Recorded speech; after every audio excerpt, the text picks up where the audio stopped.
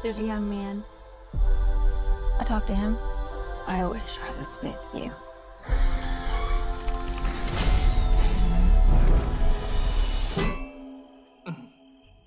That's really weird, Lisa.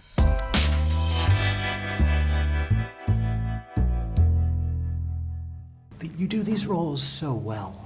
Thank you. You blew me away in Freaky. Thank you. What is it about Lisa? What did you find in her that you could just fully connect to?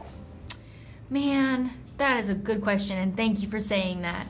I don't know, I guess horror films, horror comedies, I feel like this is a comedy, gives you the opportunity to forget about it, forget about yourself, like you have to service the story. And I felt like, okay, if I'm going to do this role, you're gonna have to go 180, and it's gonna happen fast. We had like 20 days to film it, so I spent a lot more time like on the weekend, like resting, so because the role really required a lot of fun energy, and like she has this like will to live so hard. So I don't know, I just wanted to shock people, I think, and I hope people like the movie. I think it was really fun. Oh, you kicked ass. Thank you. Dude, I mean, this is a hard role because you don't have a lot of lines. You don't have, but you have to make it work. It's a really good performance. What was it like for you to find, balance the makeup, all of that stuff, and find the moments in the silence working with her? Well, I think she is very giving. Kathryn gave a lot to it, which helped out a lot. Zelda created a space that just allowed us to kind of riff and play and improvise. And we added the vocality, like the sort of grunting stuff, which kind of helped carry the weight for Kathryn too. But it was fun. I mean, I'm a huge fan of practical effects. I mean, I've been subscribed to Fangoria since I was a kid. I'm a huge monster movie buff, so honestly, I didn't mind sitting in the chair and going through it. I think the second the makeup went on, it was just kind of easy. I worked with a movement instructor for a while, which helped out a lot too. But it was fun. It was working with friends and getting to be a monster at the same time, and it was in New Orleans, which I love that city, so it was a blast. You had a group of people who really love movies like this. Like, it's why we fell in love with cinema. So everyone coming together in that way was really special.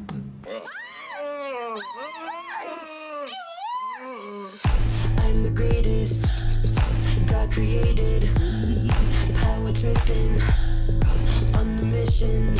Taffy says it's a waste of time to try and fix a boy. It's better just accept a guy's flaws. Oh, that's so cute.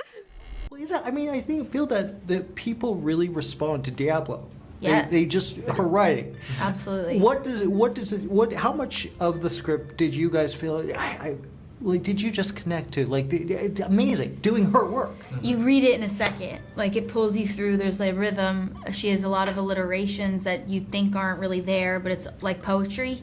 So you don't want to mess any of it up. And it's very fun to say, I had to do this movie, I had to be a part of it. And then you just have to ask yourself, like, okay, what are you going to do? How are you going to do it? I don't know. Thank God Cole is there. Yeah. I couldn't have done it without him. Oh, and the chemistry was Without great. his ribbiting. Yeah. He's croaking. It's true, though. We came up with a lot. It was all a discovery every day. Wow. Now I'm going to get back to your monsters. You're a monster movie fan. You're Fangoria. That must be freaking cool because you're literally getting to be kind of Frankenstein. Yeah. Yeah. That's so. Do you watch the classics like Bride of Frankenstein? Of course. Wow. I think there's been so many kinds of Frankenstein movies and just forms of entertainment over the years that it's awesome to just be included into that legacy. I don't think, we've been getting a lot of questions about like how close to Frankenstein is this, and it's really not. We're taking our own creative liberties, but I think the idea that I could even be included into a list of the kind of universal monsters and whatever that looks like is I mean, if I were to tell my 10-year-old self that, he would have been overjoyed. So I think as long as I'm high-fiving that kid, I think we're good. I feel like Mary Shelley has to have made a huge impression on you. Definitely. How early on did that kind of connect with you, her writing into that story? Well, I want to say I was in grade school, probably like junior high, when I first discovered, the Frankenstein novel. And I was really captivated by the story of how it came to be, like the origin of it being almost like a contest, like who can write the best horror story. And Mary Shelley, being a woman in a group of men and winning, and I would say still winning to this day. Mm-hmm. And I just think that theme of being able to play God is so compelling and timeless, and it's the kind of thing that people can't stop being interested in. So that's why we're still seeing so many versions of the Frankenstein story today. Your hand? I can't believe you're here. Do you like music? I have the cure. Oh, not that kind of cure. They can't make you better. I mean, they can, but like emotionally. No, don't cry. Your tears smell so bad. You're a legend. Oh, come on.